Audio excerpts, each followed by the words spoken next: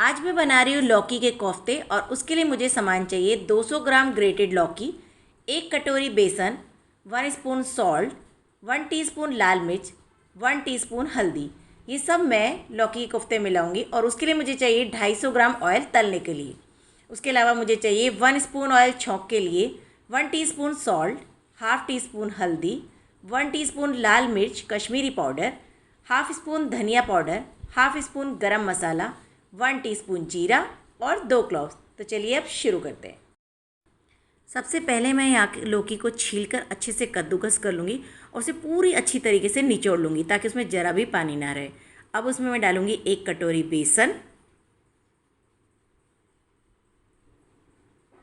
आधा चम्मच हल्दी पाउडर, 1 चम्मच नमक, आपको जितना चाहिए स्वाद अनुसार, और 1 चम्मच मैं ले रही हूँ लाल मिर्ची पाउडर।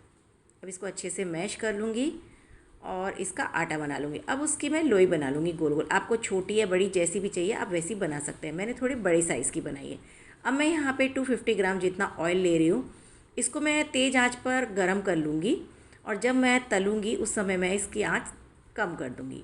तो अब धीरे धीरे जो है मैं इसमें ये जो मेरे कोफ्ते हैं मैं डाल रही हूँ और क्या है इसको मैं स्लो कर दूँगी, क्योंकि स्लो करने से क्या है धीमी आंच पर ये अंदर तक पकेंगे और जो बेसन है वो कच्चा नहीं रहेगा। धीरे धीरे अब इसको पलट लीजिए। मैं बीच बीच में चेक करती रहती हूँ कि अंदर से अच्छे से सिक जाए, बहुत ज़्यादा लाल भी नहीं करूँगी। और अब जो है मेरे कोफ्ते तैयार हो गए हैं तो अच्छी तरीके से तेल निकालते हुए मैं इन्हें बाहर निकाल लूँगी। मेरे कोफ्ते बहुत अच्छे से सिक चुके हैं। तेल को अच्छे से निचोड़ के उसके बाद मैं निकाल रही हूँ।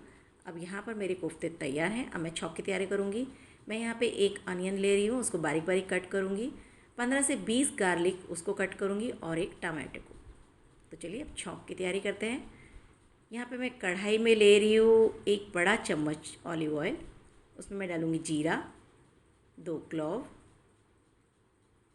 लहसुन और अनियन। अब इसको मैं हल्की आंच पर धीमे धीमे भून लूँगी जब तक कि कांदा जो है हल्का गुलाबी ना हो जाए। अब इसमें मैं डालूँगी टमाटर, हल्दी पाउडर आधा चम्मच, कश्मीरी लाल मिर्च पाउडर 1 चम्मच, नमक स्वाद अनुसार, धनिया पाउडर और गरम मसाला। अब इसको मैं अच्छे से भूनूंगी ताकि सारे मसाले जो हैं अच्छे से पक जाएं। मसाला जब अच्छे से पक जाएगा तब मैं इसमें डाल रही हूँ 1 से 1.5 गिलास जितना पानी।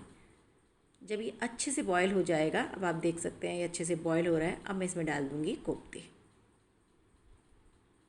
बस इसे 10 से 15 मिनट के लिए मुझे पकाना है धीमी धीमी गैस पर। और अब तैयार है मेरे लौकी के कोफ्ते। देखने में बहुत ही अच्छे लग रहे हैं, ये खाने में भी उतने ही स्वादिष्ट है।